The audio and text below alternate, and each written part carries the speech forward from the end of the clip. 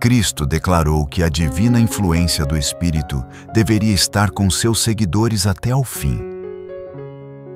Mas essa promessa não é devidamente apreciada e, portanto, também não a vemos cumprir-se na medida em que a poderíamos ver. A promessa do Espírito é assunto em que pouco se pensa, e o resultado é o que é de esperar: aridez, trevas, decadência e morte espirituais.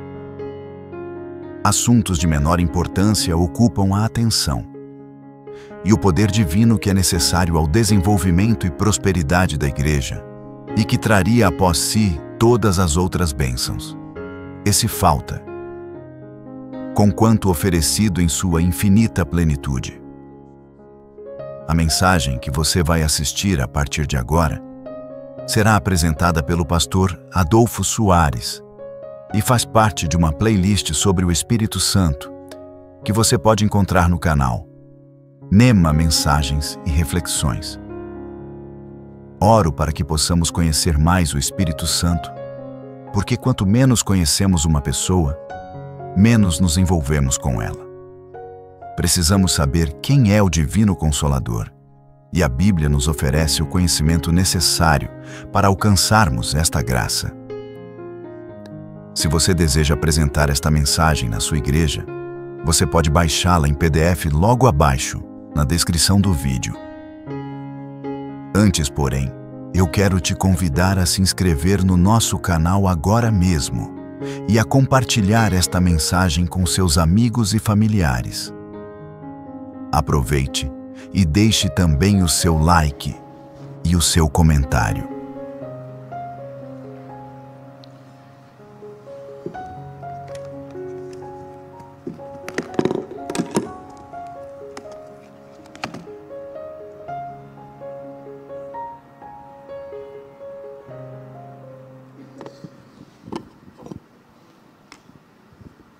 Boa noite, queridos irmãos. Que bom que Deus nos permite a oportunidade de estarmos no templo nessa metade da semana. E aqui, às quartas-feiras, estamos estudando os temas do livro A Revolução do Espírito. E hoje já estamos no capítulo número 6. Na verdade, já entramos na segunda sessão do livro. Quando você olha, você vê que tem 17 capítulos e tem algumas sessões, algumas partes. E hoje entraremos na segunda parte do livro, que trata sobre a pessoa do Espírito Santo. Então, no tema de hoje, vamos falar, aliás, o título da sessão é Pessoa. Então, no capítulo de hoje, vamos revisar ou estudar o tema da pessoa mesmo, da pessoalidade do Espírito Santo. Na próxima semana, vamos estudar o tema do Espírito Santo como dom de Jesus. E na outra quarta, finalizando essa sessão 2, que tem 3 partes, 3 capítulos, vamos estudar sobre o testemunho do Espírito Santo e os dons do Espírito Santo. De maneira que eu entendo que esta sessão 2, é muito importante. Algumas pessoas dizem que a Bíblia não tem muita informação sobre o Espírito Santo, mas na verdade nós temos informação suficiente. Tão suficiente que podemos tomar as melhores decisões e ter o melhor conhecimento possível a respeito do Espírito Santo. No estudo de hoje, que na verdade será um estudo bíblico, vamos usar vários textos, porque para compreender quem é o Espírito Santo, temos que ler alguns textos da Bíblia sobre o Espírito Santo. E no tema de hoje, eu vou tentar responder 3 perguntas, muito simples na formulação, mas muito importantes na compreensão. A primeira pergunta é: o Espírito Santo é Deus? Há muita incompreensão a partir disto. Muita gente, inclusive na Igreja Adventista, que refuta a ideia do Espírito Santo ser Deus.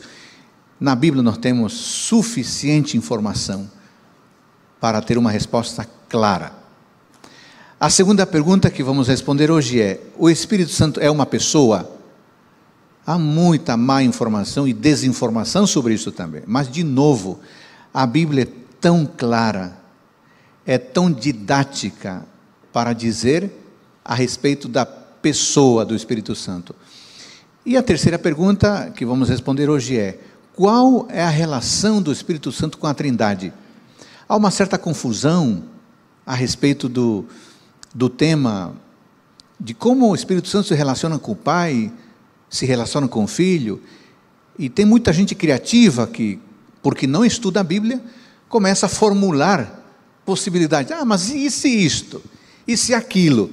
Mas, irmãos, uma simples leitura de 2, 3 versos resolveria o dilema, e nós pararíamos com a nossa criatividade de querer inventar coisas. Mas antes de entrar na primeira pergunta e nas respostas à primeira pergunta, que é se o Espírito Santo é Deus, eu queria dizer o seguinte: é possível que alguns compreendam que a Bíblia poderia se manifestar mais a respeito do Espírito Santo.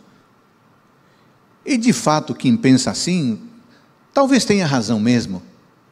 Mas quem somos nós para ficar dizendo a Deus: por que o Senhor não falou isto? Se o Senhor não tivesse dito isto, teria resolvido problemas. Bom, o que temos é a revelação. E vamos esquadrinhá-la o melhor que pudermos, para ter acesso à informação que, me parece, é suficiente para que tenhamos uma percepção clara a respeito do Espírito Santo. Outro aspecto importante é que a natureza do Espírito Santo, irmãos, é de fato um mistério mesmo. Embora tenhamos boas informações, nós não temos todas as informações. E muitas vezes não podemos explicar os dados que nós temos, simplesmente porque Deus não nos deu mais revelação e Deus não nos deu mais detalhes. Você já pensou se Deus tivesse que detalhar tudo? Quantos volumes teríamos que ter da Bíblia?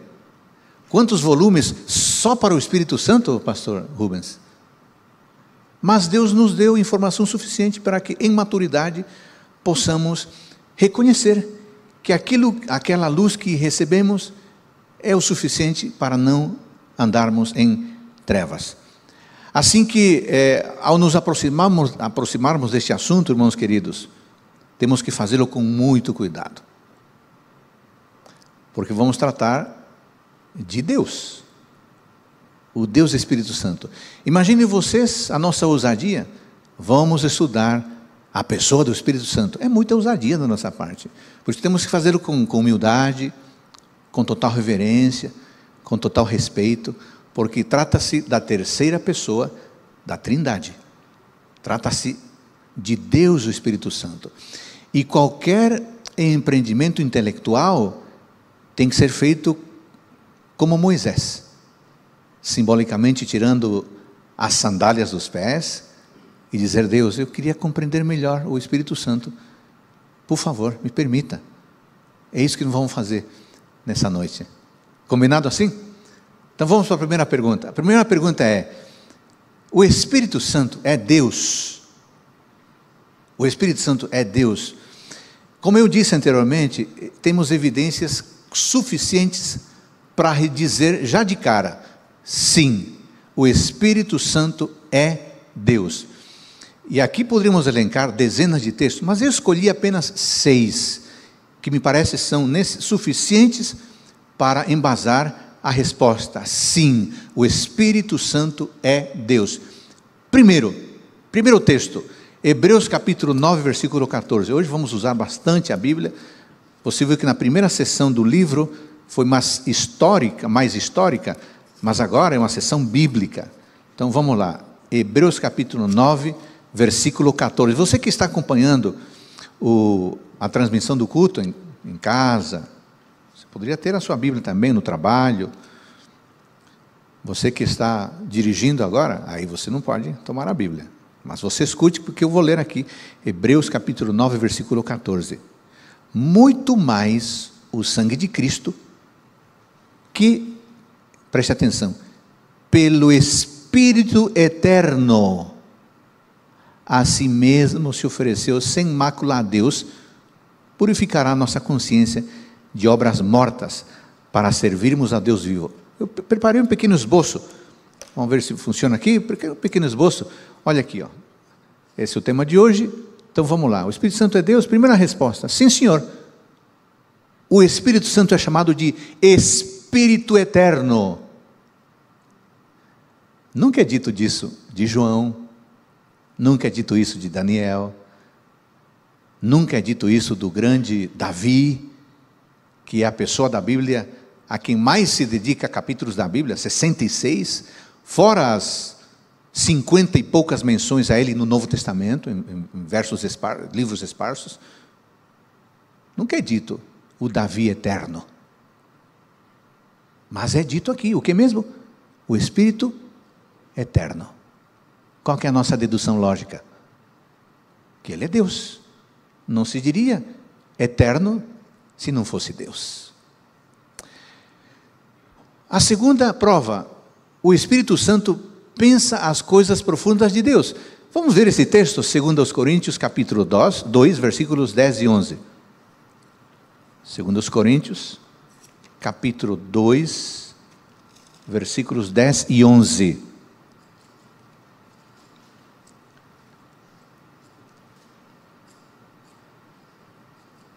Segundo Coríntios, capítulo 2.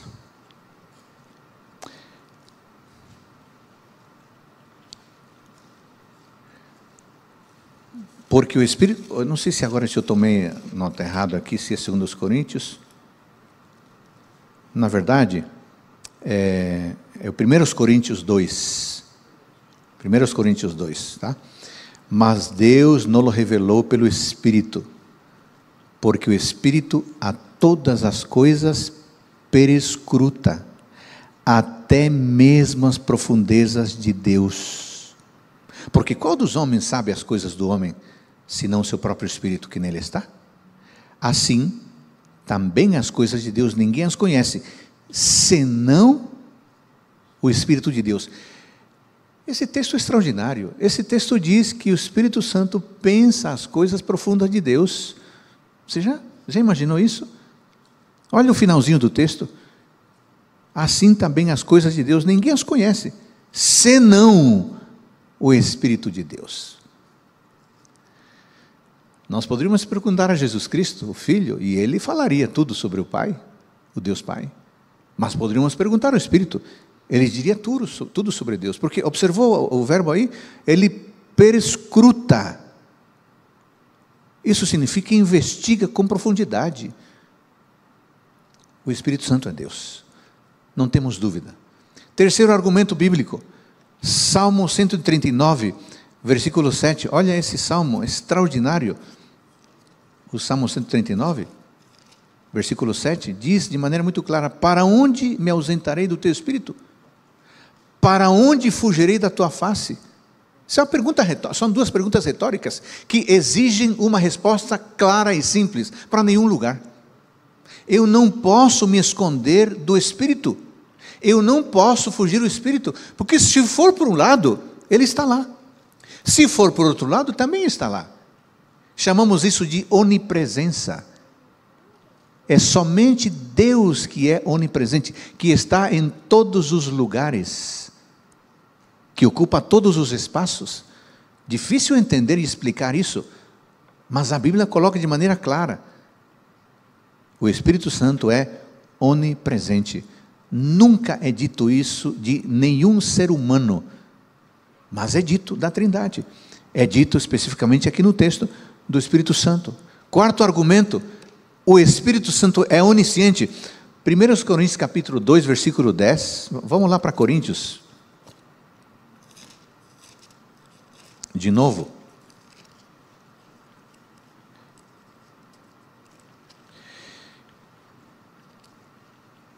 Capítulo 2, versículo 10.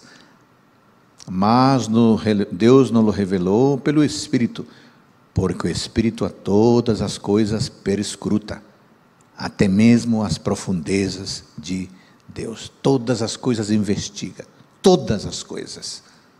Não é alguma coisa, não é grande parte, não é maioria, é todas as coisas. Nós chamamos isso de onisciência. O Espírito Santo sabe tudo. Quinto argumento, o Espírito Santo é onipotente. Olha o que está escrito em 1 Coríntios 12, 11. falando acerca dos dons espirituais, é dito em 1 Coríntios 12, 11, mas um só e o mesmo Espírito realiza todas estas coisas, distribuindo-as como lhe apraz, a cada um individualmente. O Espírito Santo tem autonomia. Ele tem poder para dizer: eu vou dar este dom para o fulano. Eu vou dar este dom para a fulana. Esta irmã vai receber este dom. Eu vou dar esse dom. Eu posso dar esse dom. Eu quero dar esse dom. Eu não posso competir. Você não pode competir. Ninguém pode competir com Deus dizendo, com o Espírito Santo dizendo: bom, agora nós vamos convencer o Espírito a não dar esse dom para o fulano e dar para o outro. Não existe isso. Ele é um ser onipotente. Ele o dá a quem Ele quer, como lhe apraz. Quer dizer, além da onipotência, Ele tem vontade. Ele quer dar o dom a esta pessoa e não àquela. Não, por que o Espírito Santo não me dá esse dom? É porque não quer. Ele poderia dar, mas não quer. Ele tem vontade, Ele deu a outra pessoa. Ele é onipotente. Tem mais um argumento. O Espírito Santo recebe a adoração divina. Olha lá em Mateus capítulo 28, versículo 19, texto super conhecido, mas vamos lê-lo no contexto disso que estamos estudando aqui. Mateus 28, 19, na grande comissão: ide, portanto, fazei discípulos de todas as nações, batizando-os em nome do Pai e do Filho. Amém. É assim que está escrito? Não. Batizando-os em nome do Pai, do Filho e do Espírito Santo. Isso quer dizer que o Espírito Santo merece a adoração, o reconhecimento, juntamente com a Trindade. Portanto, queridos amigos, a resposta é muito clara. A pergunta é: o Espírito Santo é Deus? A resposta é: sim, Senhor. O Espírito Santo é Deus. Além disso, antes de ir para a próxima pergunta, irmãos, é fundamental compreender que as obras do Espírito são as obras de Deus. As obras do Espírito são as obras de Deus. Quando Deus quer regenerar a nossa vida, sabe a quem pede isso? Ao Espírito Santo.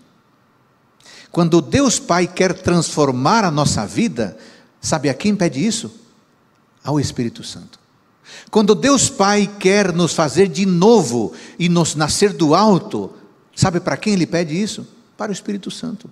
Quando Deus quer nos ensinar, quer nos fazer lembrar de algo, sabe para quem Ele pede isso? Ao Espírito Santo. Quando Deus quer nos inspirar, iluminar nossa vida, sabe para quem Ele pede isso? Para o Espírito Santo. Quando Deus Pai quer um professor, quer um guia, quer um santificador, quer um consolador na igreja em todas as épocas, alguém que nos guie pelo caminho certo, alguém que diga: este é o caminho, ande nele, sabe para quem Ele pede isso? Ao Espírito. E sabe por que Ele pede isso ao Espírito? Porque o Espírito é Deus, assim como o Pai, assim como o Filho. Portanto, tratemos o Espírito como Ele merece, Deus. Tudo certo até aqui? Avancemos? Vamos lá. A segunda pergunta é esta: o Espírito Santo é uma pessoa? Certeza. Esta pergunta tem dezenas de versículos. É interessante que muitas pessoas têm dúvida a respeito da pessoalidade do Espírito Santo. Muitas pessoas têm dúvida. Não, mas se o Espírito é apresentado como uma pomba, porque tem 5, 6 figuras ao longo da Bíblia que são muito marcantes em relação ao Espírito Santo, e esse tema vai ficar para uma outra ocasião. Mas a Bíblia fala da água, Espírito, fala do fogo, Espírito, fala do vento, Espírito. Isso cria confusão na cabeça das pessoas. As pessoas esquecem que muitas vezes Deus assume uma postura de professor bem didático, para que as coisas fiquem claras para nós, e para explicar a diversidade da atuação do Espírito Santo. Então a Bíblia apresenta diversas metáforas, diversas figuras, diversos símbolos, e as pessoas preferem ficar nos símbolos e se esquecem que símbolos vão além deles mesmos. Você está dirigindo o carro numa autoestrada e você vê lá 120 por hora. Você não para e você tira a foto da placa. Agora que placa extraordinária, 120 por hora, que coisa mais linda. Ninguém faz isso, porque a placa aponta para algo muito maior do que ela. A placa está sinalizando que há uma organização no transporte. É isso que importa. A placa é apenas um motivo para algo muito maior. Aí as pessoas tomam os símbolos e ficam, não, mas aqui diz que é fogo, não, mas aqui diz que é água, mas aqui que é vento. Como é que eu posso crer que é pessoa se diz que é vento? As pessoas se esquecem que o símbolo aponta para algo maior do que ele próprio. Mas essa pergunta é muito importante. E se as pessoas lessem 3, 4, 5 versículos, toda dúvida desapareceria. Mas não vamos ler mais do que 4 ou 5 versículos.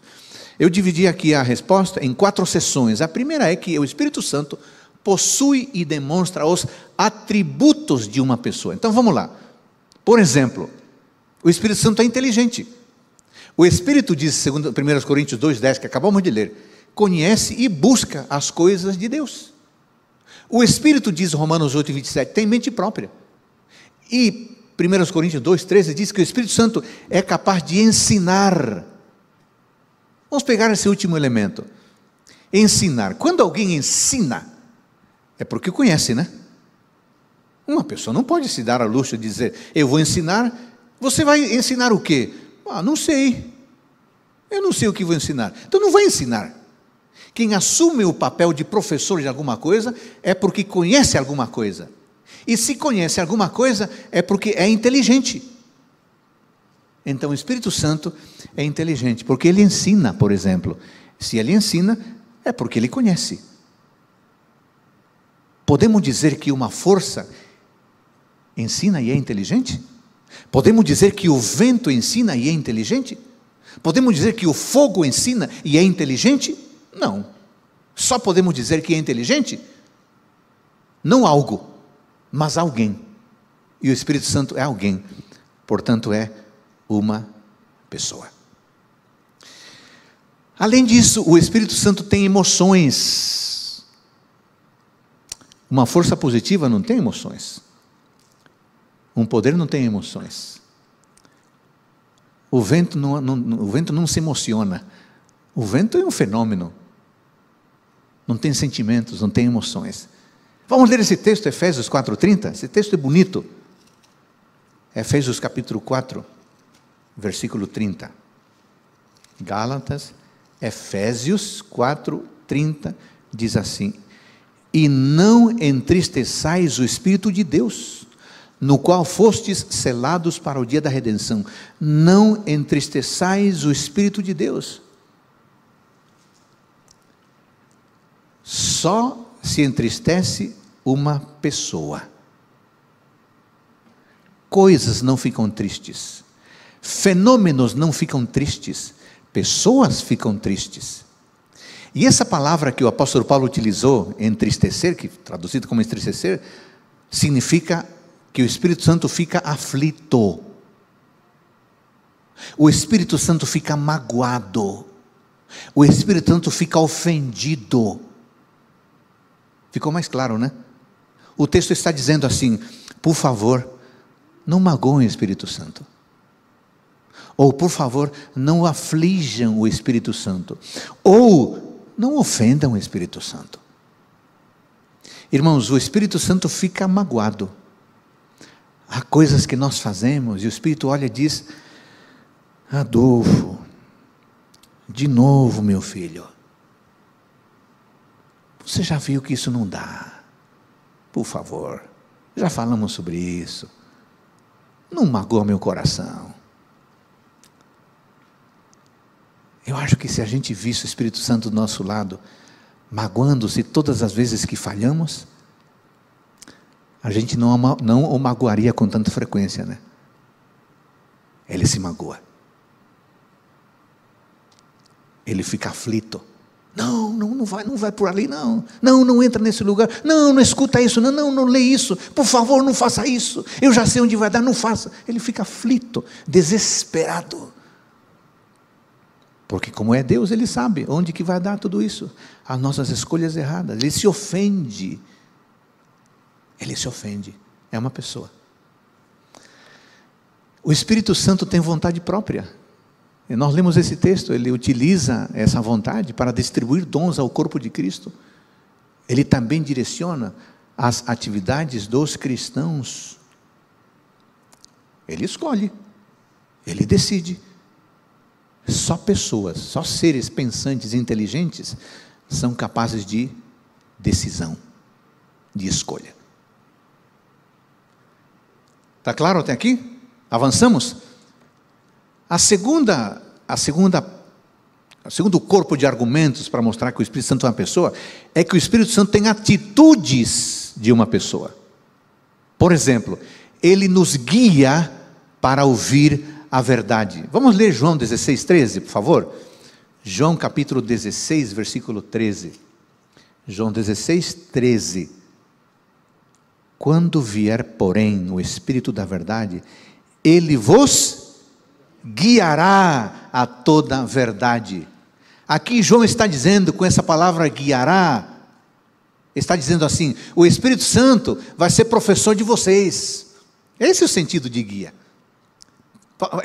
O profeta está dizendo, o discípulo João está dizendo, o Espírito Santo vai ser orientador de vocês. Sabe quando a gente estuda, mestrado, doutorado, tem orientador, né? É meu orientador. É alguém, é o professor doutor, que conduz você pelo caminho e prepara você de tal forma que no dia da banca você se salve, né? Porque se você não obedecer ao orientador, ele vai te deixar sozinho lá com os leões. E vai ser fatal, vai ser terrível. Essa figura do Espírito Santo. É como se Jesus estivesse dizendo, olha, vai ter dilemas ao longo do caminho, viu? Vai ter bancas ali que vão querer te derrubar. Mas eu tenho a solução. Eu tenho o melhor orientador para a tese da sua vida. Chama-se o Espírito Santo. Se você ficar com ele, ele vai defender você em toda circunstância. Não é bonito pensar assim? O Espírito Santo é o nosso guia. É o nosso professor. Sabe por que muitas vezes nós tomamos atalhos ou caminhos que nos levam para onde não queríamos ir? Sabe por quê? Muitas vezes fazemos isso porque nos esquecemos que temos um guia, que temos um orientador e queremos fazer as coisas sozinhas. Aí não dá, aí erramos. Outra atitude, o Espírito Santo convence de pecado, diz João 16, 8, mesmo capítulo, ó, quando ele vier, convencerá o mundo de quê? Do pecado, da justiça e do juízo. Convencer, sabe o que João está dizendo, querendo dizer com essa palavra convencer? Está dizendo, o Espírito Santo, ele vai refutar, o Espírito Santo vai evidenciar, o Espírito Santo vai corrigir. Esse é o sentido dessa palavra. Quando diz que ele convence, ele diz assim, olha, se você deixar, se você for honesto, se você for sincero, o Espírito vai refutar todos os seus erros, porque ele sabe tudo. Ele vai lhe dar evidências de que o caminho que ele está escolhendo para você é melhor. Ele vai corrigir se você permitir que ele faça isso. Irmãos, se nós vivêssemos mais à luz do Espírito Santo, a nossa vida seria muito melhor. Porque ele tem razões de sobra para mostrar que o caminho dele é o melhor para nós. Mas não é só isso não. O Espírito Santo realiza milagres, diz Atos 8,39. O que evidencia não apenas a sua pessoalidade, mas evidencia a sua divindade. E finalmente, o Espírito Santo intercede. Esse texto é extraordinário. Não temos que ler esse texto. Romanos 8,26. Romanos 8,26, um dos capítulos mais extraordinários da Bíblia. Romanos 8,26, também o Espírito semelhantemente nos assiste em nossa fraqueza, porque não sabemos orar como convém, mas o mesmo Espírito intercede por nós sobremaneira, com gemidos inexprimíveis. O Espírito Santo é intercessor. Sabe o que significa interceder na Bíblia? Significa fazer pedido em favor de alguém. Esse é um dos trabalhos mais extraordinários do Espírito Santo. Essa é a especialidade dele. Uma das.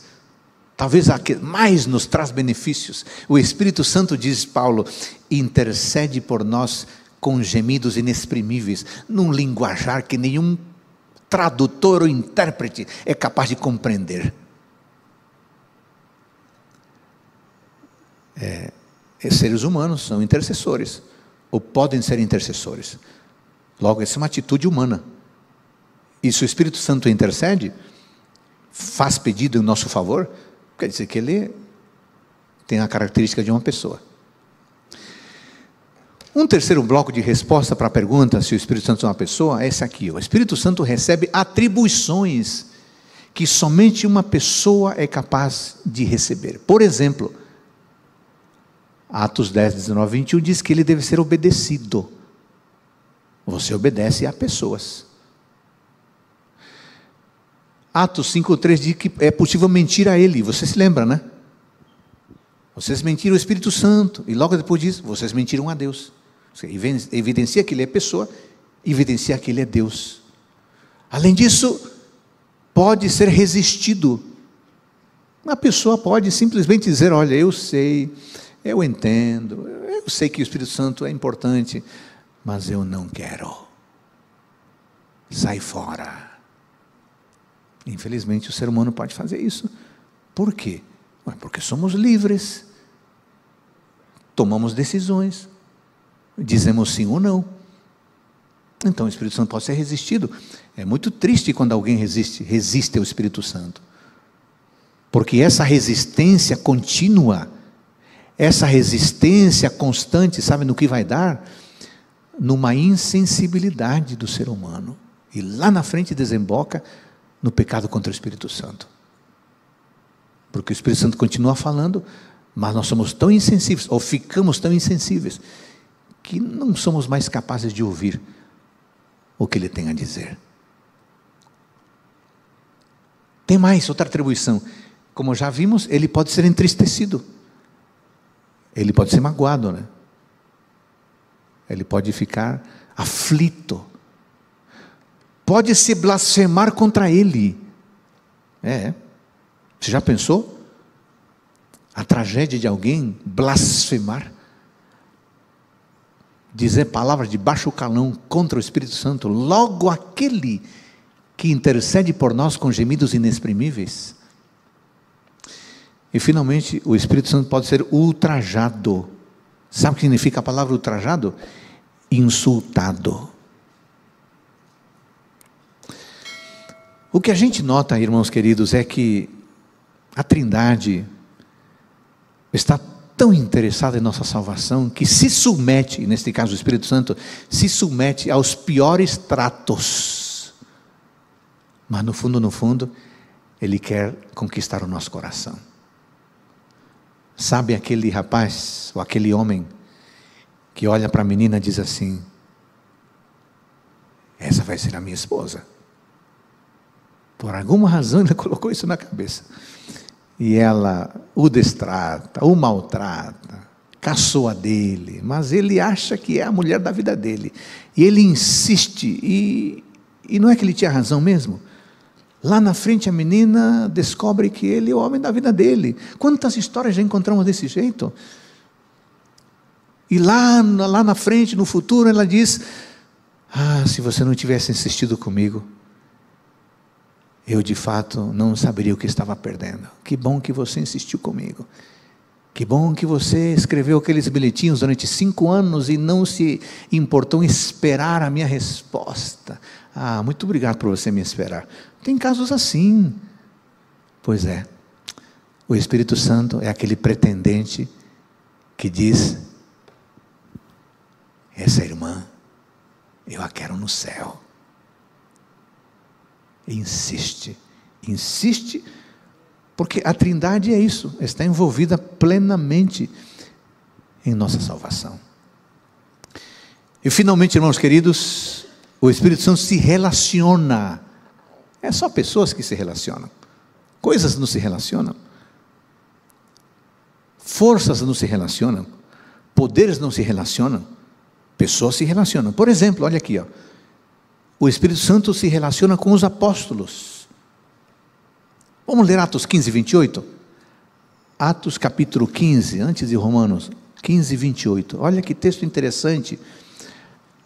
Atos 15, 28. Olha o modo como os apóstolos se relacionavam com o Espírito Santo e vice-versa. Atos 15, 28. Pois pareceu bem ao Espírito Santo e a nós não vos impor maior encargo além destas coisas essenciais. Vocês se lembram? O primeiro concílio, né, de Jerusalém, o conflito, e aí os judaizantes, eles têm que fazer, têm que se circuncidar. Aí aparecem os líderes e dizem, olha, eu fico imaginando assim, irmãos, é o seguinte, nós estivemos conversando com o Espírito Santo, fizemos uma reunião com ele, um diálogo, e nós chegamos à conclusão seguinte, pareceu bem ao Espírito Santo, nós ouvimos, pareceu bem também a nós, e aqui está o nosso parecer. Não é extraordinário? A familiaridade com que os apóstolos se dirigiam ao Espírito Santo. Já pensou um momento em que nós chegarmos a isso, irmãos queridos? Alguém nos pede algo, ou nos quer que tomemos uma decisão, e nós falamos assim, olha, eu estive conversando com o Espírito Santo, que é meu guia, né, meu professor, e ele me disse que eu não deveria fazer isso, então eu estou de acordo com ele. Então, de acordo com o Espírito Santo, eu não deveria fazer, então eu te agradeço. Um dia deveríamos chegar nessa maturidade espiritual, de tratar com o Espírito como alguém que de fato se apresenta, ele é o nosso guia, ele é o nosso professor. O que você espera de um professor? Que ele oriente você. É isso que o professor Espírito Santo quer fazer. Está desejoso de fazer. Então, esse texto de Atos 15, 28, para mim é extraordinário, porque demonstra um modo familiar com que os apóstolos lidavam com o Espírito Santo. Eles entenderam o recado de Cristo. Cristo havia dito, eu preciso ir, mas você não vai ficar sozinhos não, eu vou deixar outro Consolador. Os apóstolos captaram essa ideia. Olha, estivemos conversando com o Espírito Santo, ele disse, e nós estamos de acordo com ele, e aqui está a nossa resolução. Mas não é só com os apóstolos não, o Espírito Santo também se relaciona com Jesus. Jesus com ele, ele com Jesus. Vamos relembrar João 16, 14? João 16, 14, texto super conhecido, mas vamos lê-lo de novo. Falando do Espírito, né? Jesus diz, ele me glorificará, porque há de receber do que é meu, e vou-lo há de anunciar. Aí eu fico imaginando o diálogo do Filho com o Espírito Santo. E eu, quando leio a Bíblia, gosto de imaginar esses quadros. O Filho dizendo ao Espírito Santo, amigo, é o seguinte, você sabe que eu preciso ir embora, né? Hoje eu vou falar com os discípulos. Vou dizer que eles não vão ficar sozinhos, tá bom? E que você vai ser a companhia deles. Lembra? Nós já decidimos isso lá para trás. Lembra? Antes do pecado? Lembro. Então, hoje eu vou anunciar isso. Então havia muita familiaridade entre o Filho e o Espírito Santo. Também havia um relacionamento com os outros membros da Trindade. O texto de Mateus 28, 19 é o que acabamos de ler. E essa fórmula também aparece em 2 Coríntios 13, 14. E finalmente, ele relaciona-se com o seu próprio poder, embora também seja distinto do poder. O Espírito Santo é um Deus que tem poder. Não é que agora vamos confundir o Espírito Santo com um poder, uma força misteriosa, invisível, não. O Espírito Santo é um ser que tem poder. Lucas 4,14, por exemplo, Atos 10, 38 e 1 Coríntios capítulo 2, versículo 4. Bom, indo para o finalzinho, irmãos queridos, a última pergunta. Qual é o papel do Espírito Santo na Trindade? Isso aqui é muito, muito importante saber. Irmãos, quando a gente lê a Bíblia, nós notamos que o Espírito Santo tem um papel fundamental na Trindade.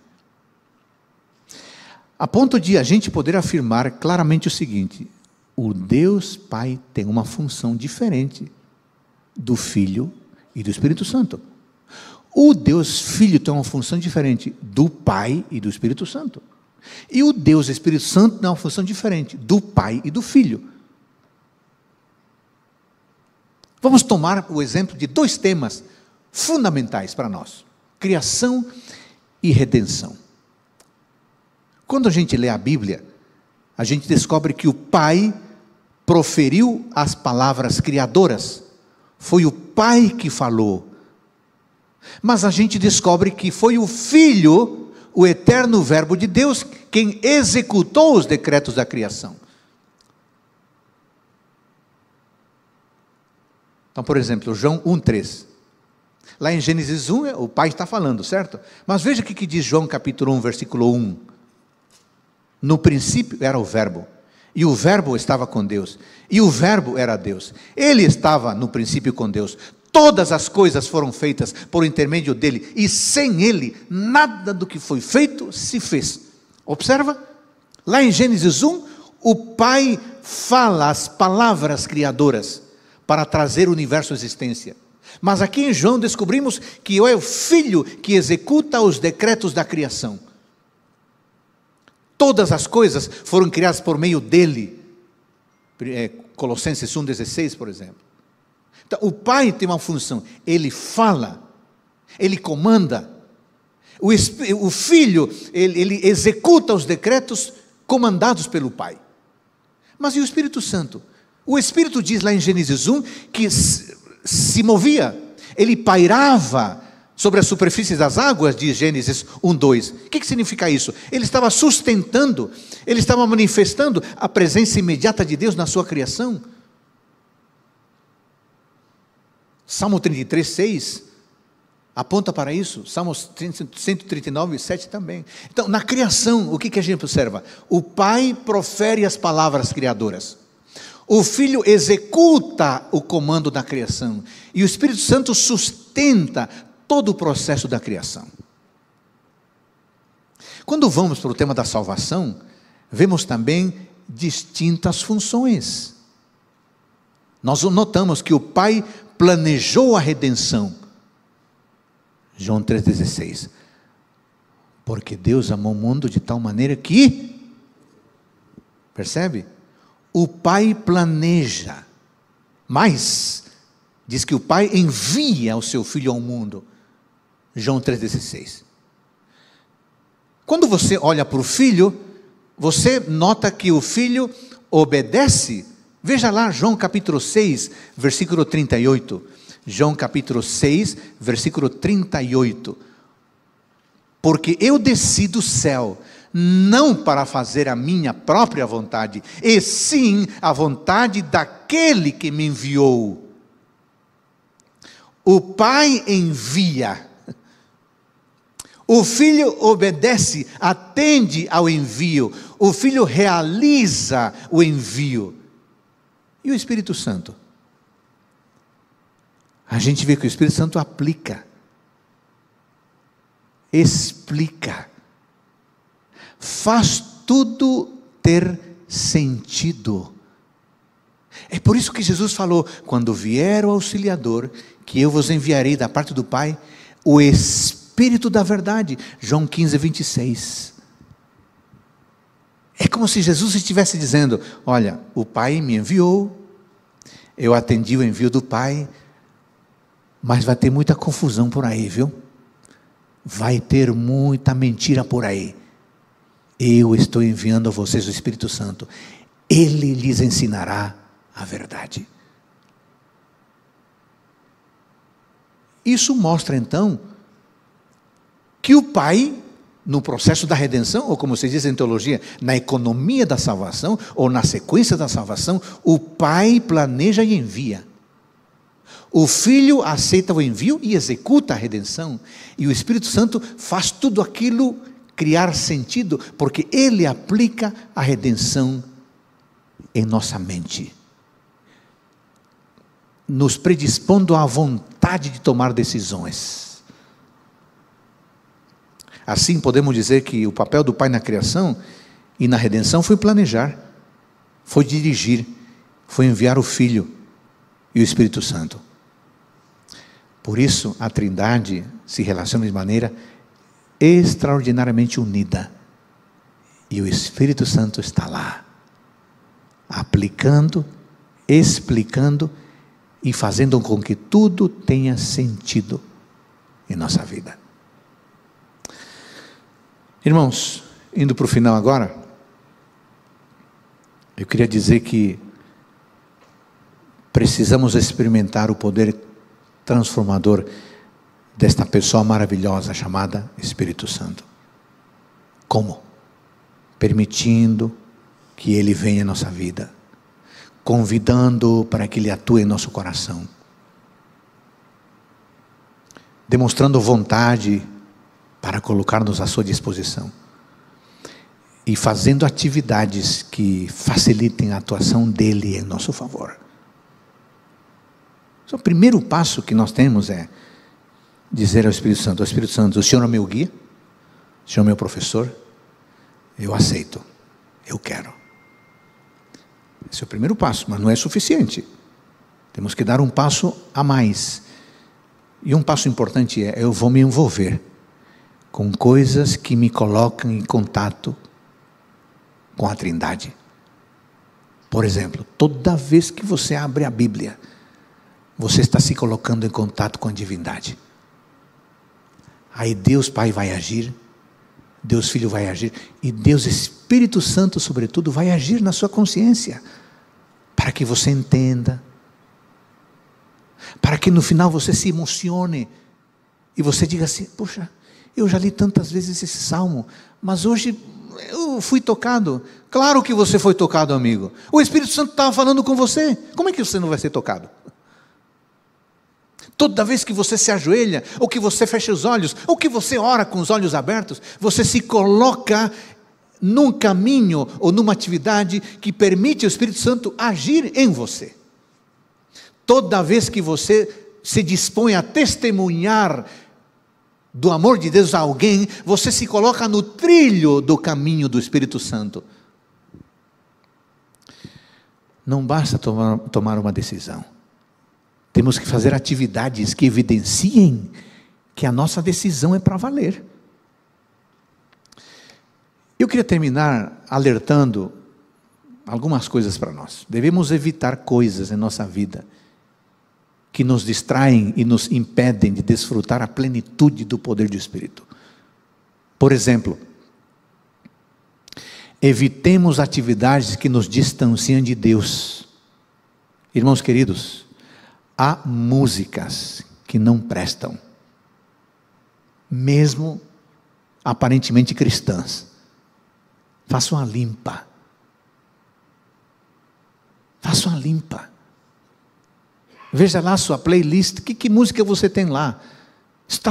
Isso está te aproximando de Deus? Tem coisas que nos distanciam tem atividades que nos distanciam do Espírito Santo. A música é uma coisa maravilhosa, mas pode ser uma perdição também. Livros, eu amo livros. Eu sou professor, então minha vida é construída em cima de livros. Mas tem livros que não prestam para nada. E tem livros que nos colocam no caminho de Deus. Filmes. Hoje tem tanta coisa boa à disposição, mas tem tanto lixo também. E tem gente que gasta horas do seu dia assistindo lixo, ouvindo lixo, lendo lixo. E ainda pensa assim: não, eu sou adulto, eu tenho controle. Eu não sei como tem gente que tem tempo de assistir seriados que tem 8, 9, 10 temporadas, cada temporada com 10, 15, 20 episódios. Eu fico perguntando, de onde essa gente arruma tempo? Será que elas têm mais do que 24 horas? Porque eu não dou conta, não. Eu não dou conta. Hoje foi um dia muito bom, mas teve tanta coisa.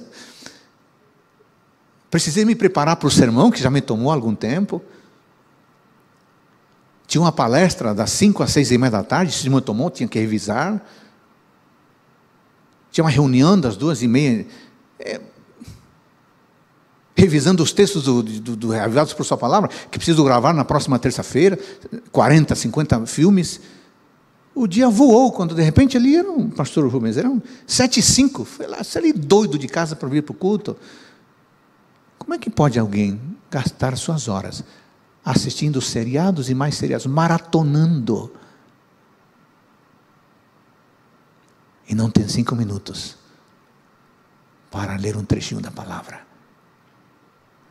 Irmãos, eu não posso reclamar que minha vida está um caos se eu tenho atividades duvidosas, às quais dedico tempo, e não tenho 10 minutos para Deus. Irmãos queridos, cuidado, evitemos a alimentação que nos indispõe para concentrar nossa mente com as coisas divinas. A nossa mente e o nosso corpo são feitos daquilo que comemos, daquilo que bebemos. Não tem milagre não, irmão. Eu não posso querer comer pizza todo dia e ainda reclamar que estou ganhando peso. Não tem jeito, amigo. Tenho que refazer o meu estilo de vida.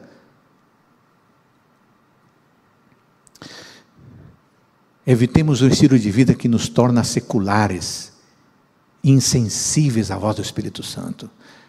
Sabe o que acontece? Nos acostumamos tanto a estar em alguns lugares, nos acostumamos tanto a fazer algumas coisas, que chega um momento que, quando alguém nos chama a atenção, a gente fala assim: para com isso, você está sendo muito exigente.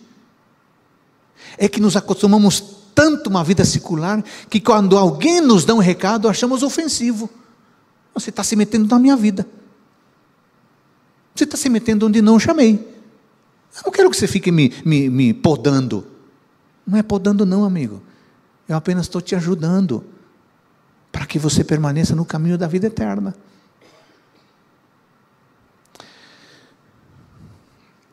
É claro que não basta deixar de fazer algumas coisas, temos que fazer algumas coisas também. Irmãos queridos, o Espírito Santo é o nosso amigo, é o nosso professor, é o nosso guia. As coisas que fazemos, muitas que fazemos, o deixam tão feliz. Outras coisas que fazemos, ele fica magoado, ele fica aflito. O apelo dessa noite, irmão querido, é que nós não negligenciemos aquele que, como pai e como filho, merece o nosso respeito, merece a nossa reverência. Nós não devemos ignorar aquele que é responsável a cada dia aqui na terra da nossa segurança e da nossa salvação.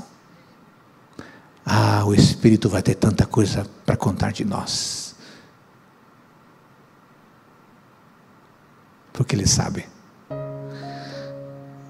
do capítulo do livro da nossa vida, com as notas de rodapé.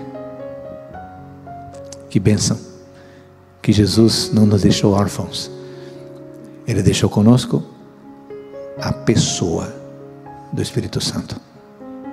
Amém? Amém. Vamos orar? Fique em pé, por gentileza. Querido Pai, nesta noite o Senhor nos permitiu revisar alguns versículos tão importantes. Ficou claro em nossa mente que o Espírito Santo é Deus, que o Espírito Santo é uma pessoa, e que o Espírito Santo, juntamente com a Trindade, está desejoso de nos guiar e de nos salvar. Ajuda-nos, Pai, a não afligir o Espírito Santo, a não magoar o Espírito Santo. Para tanto, ajude-nos a tomar atitudes positivas: leitura da Bíblia, oração, testemunho, amor ao próximo. E ajuda-nos a evitar coisas que magoam o Espírito Santo e que trazem tremendos problemas para ao nosso preparo para o céu. Filmes, músicas, livros que não ajudam em nada, Pai. Ajude-nos a libertar-nos disso. Com a nossa alimentação também, colabore com o nosso caráter. Querido Pai, obrigado porque não estamos sozinhos. O Espírito Santo é o nosso guia, é o nosso professor, é o nosso orientador. Muito obrigado. Em nome de Jesus. Amém. Boa noite, irmãos queridos. Semana que vem eu estarei aqui de novo nesse púlpito para falar mais um pouquinho sobre Jesus Cristo, o Espírito Santo como o dom de Jesus Cristo. Boa noite.